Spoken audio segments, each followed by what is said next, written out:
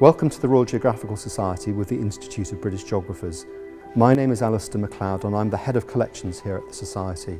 And today we're standing in the Society's famous Ondarchi Theatre, where so many people have spoken about their travel and exploration over the last 100 years. We're delighted to be working alongside Silversea sales and marketing teams to promote Silversea journeys to Antarctica using the Society's collections and their interpretation for Silversea guests as part of our exclusive partnership arrangement. The Society is synonymous with the history of Antarctic exploration, and as part of our exclusive arrangements with Silversea Expedition Cruises, we're delighted to be able to share some of the content from our rich collection of charts, maps, photographs and artifacts which trace this incredible story.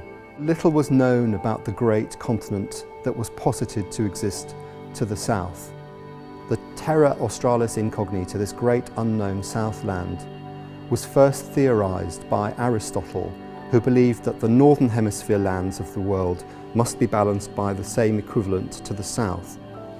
The theory was developed by Claudius Ptolemy, the geographer working in 2nd century Alexandria at the Library of Alexandria, and he began to map with very little information what he thought might be the land to the south. It wasn't really until the beginning of the 17th century where in China a map was created called the Map of the 10,000 Lands for an Italian Jesuit missionary, Matthias Ricci, and this began to give evidence that there was something below South America and below the lands of Australia, which were even then only beginning to be mapped and charted.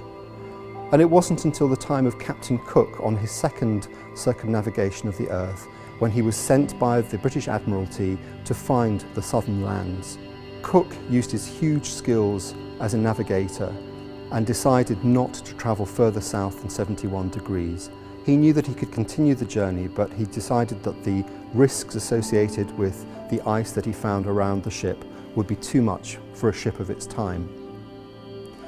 And of course, the great age of polar exploration in the Antarctic began and was led by the Society at the very beginning of the 19th century. And one of the key figures associated with that enormous legacy of science and exploration is Sir Ernest Shackleton. And this year we celebrate the centenary of the famous trans-Antarctic expedition led by Shackleton on board the ship the Endurance.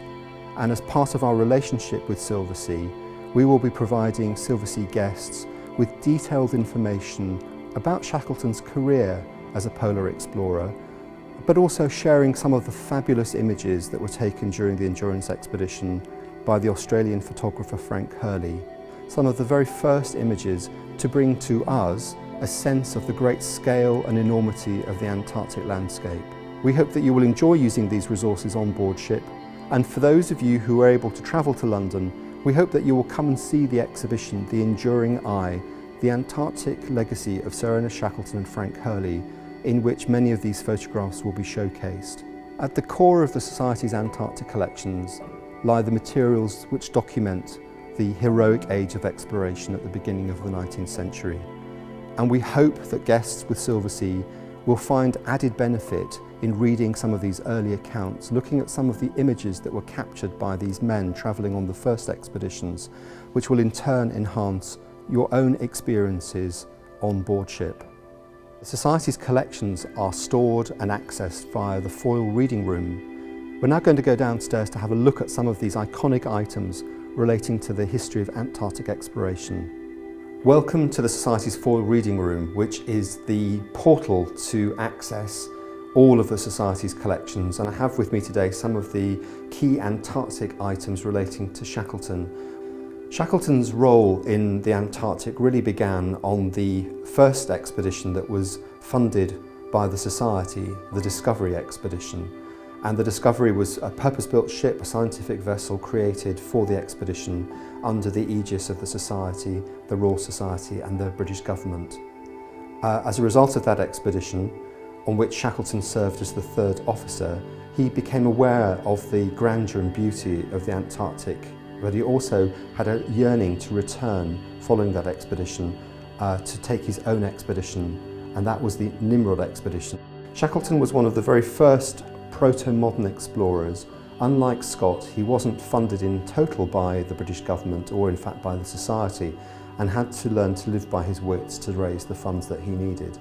And one example of an item that we have here is the Burberry balaclava helmet that was worn by Shackleton on the Nimrod expedition. As you can see, it's been through quite a lot of use.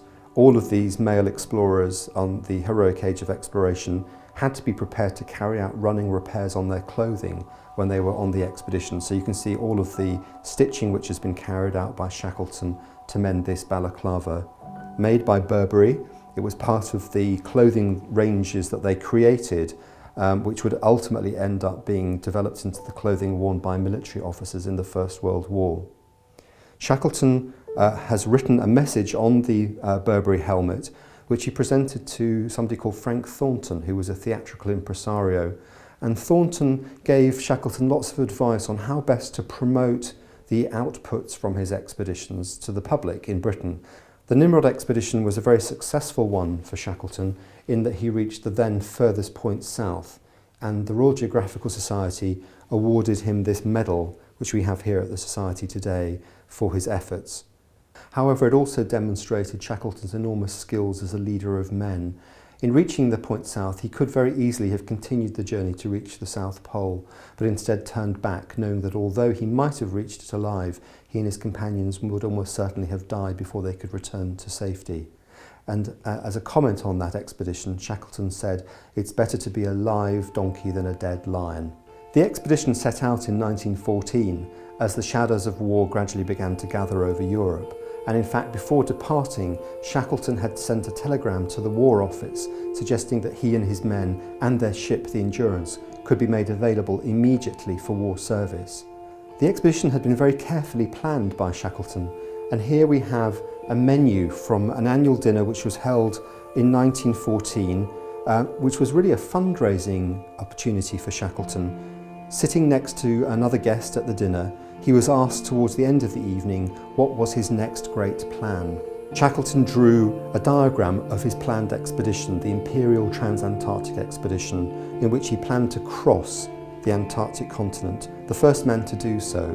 Shackleton viewed this as being the next and perhaps the last great opportunity for exploration in Antarctica, as Roald Amundsen had beaten Scott to the pole. As soon as the Endurance reached the Southern Ocean and then finally the Weddell Sea, the ice conditions became much more severe than he'd anticipated, and by the early spring of 1915, the Endurance was locked in the ice in the Weddell Sea. The currents and flow of ice around the Weddell Sea were so very destructive that by the autumn of that year, Shackleton knew that the ship itself was going to be broken by the ice. Moving on to the core of the exhibition here at the Society this autumn. The exhibition is focused very much on the photography of Frank Hurley, the Australian photographer who was selected by Shackleton to document the expedition in film and in stills photography. Hurley throughout the expedition had taken photographs of the men working and also looking at the grandeur of the Antarctic landscape, and you can see those in this wonderful album that was presented to the Society by Frank Hurley on his safe return from the Antarctic. This model demonstrates the ship in its final stages of destruction before it sank beneath the ice on the 21st of November 1915, which is the exact date that we will use to commemorate the centenary by opening the exhibition here in London. As the ship sank beneath the ice, Shackleton and Hurley dove back onto the ship to collect as many of the glass plate negatives that had been created by Hurley in the lead up to this point in the expedition. Shackleton saw the great value of these images in recording the achievements of the men to date, and he sat with Hurley discarding images which they considered to be less of value than others, and ultimately they collected about 128 images. Those 128 glass plates were then carried by the men on the onward journey to rescue. They reached Elephant Island with the men before Shackleton set off in the James Caird to cross the Southern Ocean to reach South Georgia and ultimate rescue.